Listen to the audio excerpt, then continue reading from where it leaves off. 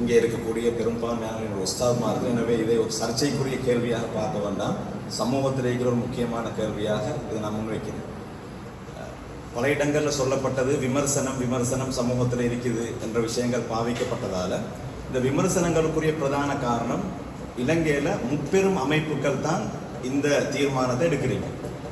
தலைவர் சொல்லக்கூடிய நேரத்தில் மிகப்பெரிய வரலாறு பெரிய பள்ளி வாயிலுக்கு இருந்தாலும் பிற்பட்ட காலங்களில் ஜம்மியத்துல் உலமா, முஸ்லீம் கலாச்சார திணைக்களம் இவங்க எல்லாம் சேர்த்து இந்த முடிவு எடுக்கிறதுல வெளியில் பார்க்கக்கூடியவங்களுக்கு பாரிய பிரச்சனைகள் விளங்குது. அதாவது இந்த 3 அமைப்புகளில் பூர்ண உடன்பாடு இல்லாத ஒரு நிலை இருக்கிறதா நாங்கள் உணர்றோம்.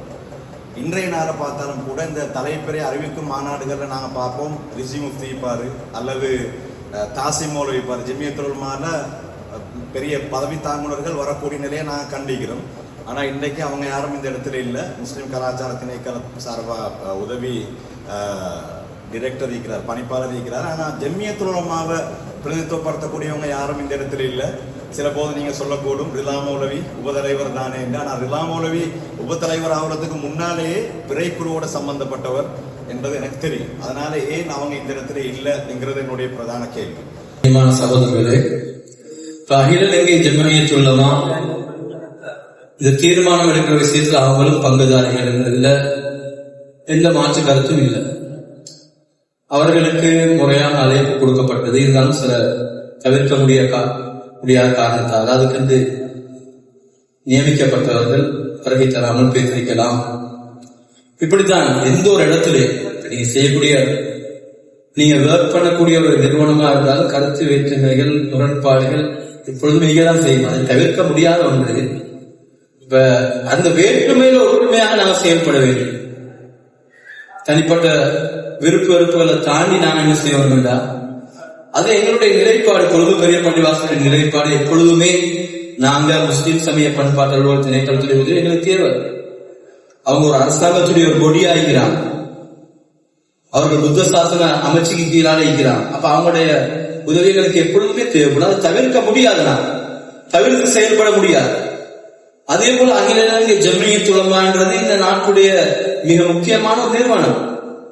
அதனுடைய பங்களிப்பை இவங்களை தவிர்க்க முடியாது. கட்டாயம் அவர்களோட இணைந்து தான் நாங்கள் செயல்படுவோம். அதே போல எங்களுக்கு மேமன் சங்கம் எங்களுக்கு உதவியா இருக்கிறான். அதே போல வளிமண்டலவியல் திணைக்களம் எங்களுக்கு உதவியா இருக்கிறான். எல்லாத்துடைய அனுசரிச்சு தான் நாம போகணும். ஒரு சில கருத்து வேறுபாடுகள் இருக்கலாம். அடுத்ததாக இந்த 28 குறைன்றது ஒரு 2018ஆம் ஆண்டு ஒரு சர்ச்சையாக வந்துச்சு. அது ஒரு தனிப்பட்ட நபருடைய பிரச்சனையா. அகில இலங்கை ஜம்மியத்துல் உலமாவுடைய நிலைப்பாடு அல்ல, பெரிய பள்ளிவாசலுடைய நிலைப்பாடு அல்ல. அதை நாங்க ஏற்றுக்கொள்ளவும் இல்லை. அது தேவையில்லாம ஒரு சர்ச்சையை கிளப்பப்பட்டுச்சு. அது அல்லாஹ்வுடைய கிருபையை கொண்டு பிரச்சனை எல்லாம் முடிஞ்சிச்சு. சரி, 28 பின்னேறம் பிறை கண்டுட்டாங்க. அது உண்மையாக இருந்தா, அது வானியல் அடிப்படையிலேயும் கணிப்பீடு படி அந்த பிறை சரியாக இருந்து கண்ட சாட்சியம் உண்மையாக இருந்தா எடுக்கப்படும். ஏன்னா கடந்த வருடம் தொடர்ந்து 4 மாதங்கள் பிறை காணக்கூடிய பிறை தான். ஆனா சீரற்ற காலநிலையால தொடர்ந்து பிறை பார்க்கப்படல. 4 மாசம் 30 பூர்த்தி செய்யப்பட்டது. அப்ப 5வது மாதம் 28 புற வந்துட்டு நாங்க மறுக்கணும். அந்த புறை ஏற்றுக்கொள்ள முடியுமான புறையா இருந்தா நாங்கெல்லாம் மஷூரா பண்ணி ஆராய்ந்து அதை ஏற்றுக்கொள்வோம். அது ஏற்றுக்கொள்ள முடியாத புறையா இருந்தா அது 28 அல்ல 29 நாங்க ஏற்றுக்கொள்வோம்.